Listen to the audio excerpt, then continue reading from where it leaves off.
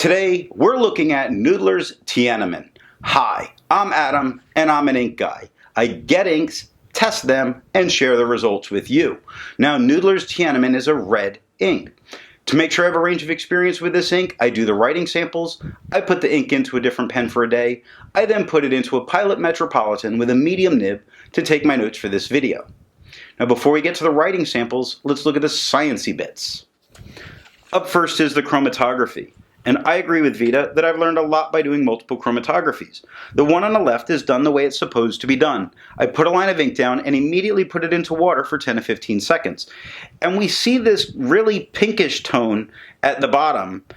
And then we see the red come in, and the red is streaking its way up. So I believe that that's a pink and a red mixing. The one on the right, I let dry for 10 minutes before I dunk it into water.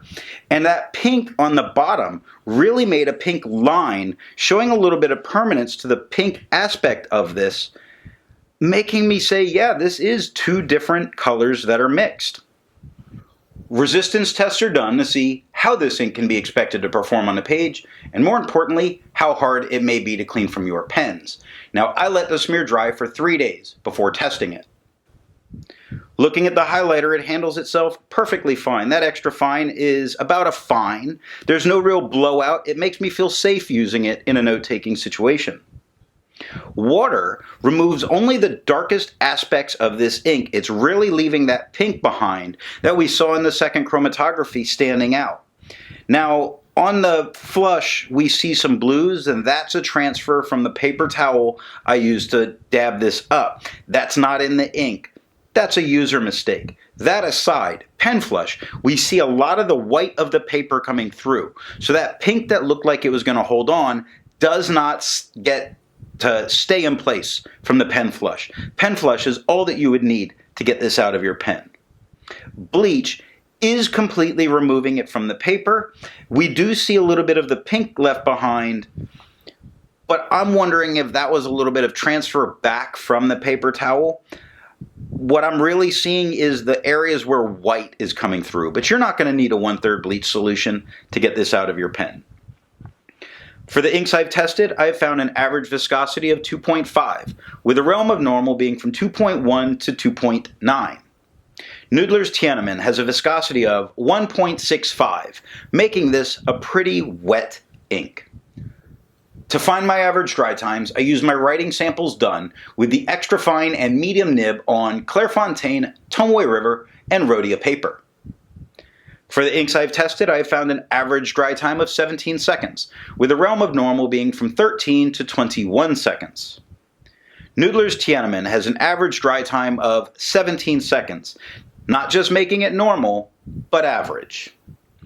Now, let's look at the writing sample. I picked this ink up in sample form, and to keep my writing samples consistent, I use a Jinhao 159 with a Goulet 1.1 stub, a Jinhao X450 with a Goulet medium, and a Jinhao X750 with a Goulet extra fine. Let's take a look at the Clairefontaine. We get no bleeding and no ghosting. The 1.1 has no feather, spread, halo sheen, and no shade. The extra fine is just a tone lighter than the 1.1. It has no feather, spread, halo sheen, and there's a few darker spots in the writing. I don't really want to call it shading, but it definitely brings some darker spots, like the K in quick, the H in the, P in jumps, certainly are darker than the letters that are around it. It took 12 seconds to dry. The medium is a lighter tone than the extra fine. Quite a bit lighter than that 1.1. The medium has no feather, spread, halo sheen, and it does offer quite a bit more shading than the extra fine. Like the HE is quite a bit darker than the H. The Q starts dark. It gets lighter a little bit in the word, and then much darker on the K. Brown starts very dark, gets very light, and gets very dark again. Over shows a lot of color variation within the word. Inside the O, it's light at the top and dark at the bottom. It's light into the V, dark at the bottom of the V. The top loop of the E is light, but the bottom is dark. So it's beautiful shading here. It's just not a stark contrast in the shading, but it is definitely there. And 15 seconds to dry. Now the scrubby of the extra fine shows almost no color variation, although we do get some dark spots in the writing.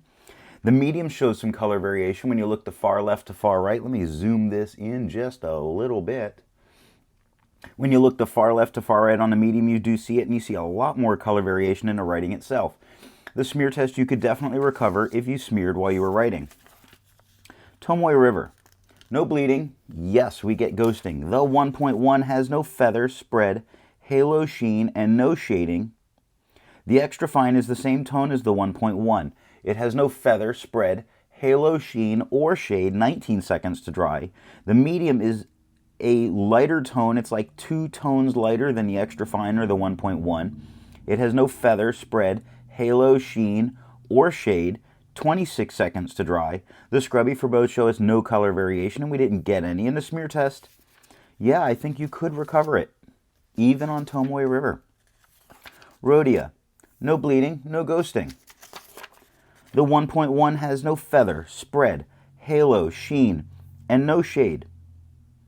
The extra fine is only like 1 tone lighter than the 1.1. It has no feather, spread, halo sheen, and it has dark spots. Just some dark spots. Not really much shading, but certainly letters that come out darker. The K in quick comes out darker. The H in the comes out darker. The L in lazy. All a little bit darker than the actual words. And 14 seconds to dry. Now medium is like 1, maybe 2 tones lighter than the extra fine.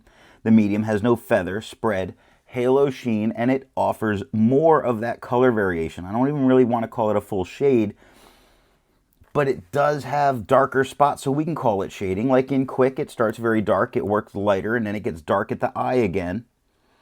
Brown starts darker than the rest of the word, and then the N gets dark again. The fox starts lighter and gets darker to the X. So we do get it, and it's 18 seconds to dry. The scrubby of the extra fine shows us almost no color variation, but we do get some dark spots that were up there. The medium shows decent color variation from far left to far right in the scrubby, and we get some decent color variation in the writing. In the smear test, you could definitely recover if you smeared it while you were writing. It says P. Berger. It's a student grade French ruled paper. So it's not really made to write on the back. The 1.1 certainly bleeds very heavy into the page. The extra fine certainly bleeds heavier into the page than the medium, which is odd, but the medium's been writing lighter than the extra fine. I don't think you could use the back of the page, but it does not touch the page underneath. And there's a fair amount of ghosting because this ink does seep its way heavier into the page. The 1.1 has no spread, but it has feathering all over it. It has no halo sheen and no shade. The extra fine is the same tone as the 1.1. The extra fine has no feather, spread, halo sheen, and no shade. 3 seconds to dry. It performed very well here.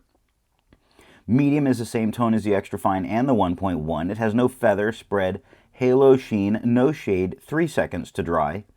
The scrubby for both show us, the extra fine shows us no color variation. We didn't get any. The medium shows us some. Left to right, far left to far right, we do see some color variation, although we got none in the writing sample. And the smear test you could definitely recover if you smeared while you were writing. And last up is white lines paper.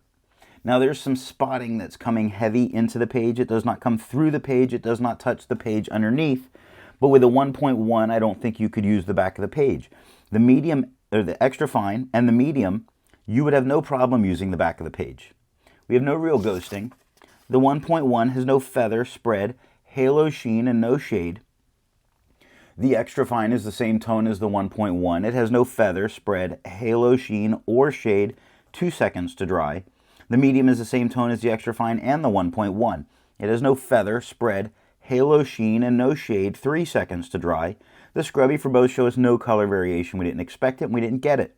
And the smear test, again, you could recover this if you smeared while you were writing. And that is all that I have for the writing sample. Instead of finding inks that look like Noodler's Tiananmen, I would prefer to find an ink that complements its color on the page. Now, I went with a very neutral tone, a nice gray, Robert Oster's Graphite, because I did not want to draw attention away from this nice red. Before I give my opinion on this ink, I would ask, if you've enjoyed this video, give it a thumbs up. And if it's your first time here, I would invite you to subscribe. So what do I think of Noodler's Tiananmen? It is strangely a very calming red, which is bizarre considering the circumstances that led to the naming of this ink. Reds are not my favorite inks, not at all. They tend to be my least favorite color of ink. I like yellow better than red. However, I really do enjoy using this ink because, again, it's a nice calming tone. It's pleasant on the page. And in the right circumstances, you can get a decent amount of shading. Not tremendous shading, but a decent amount of shading with the right pen and paper combination. Thanks for watching.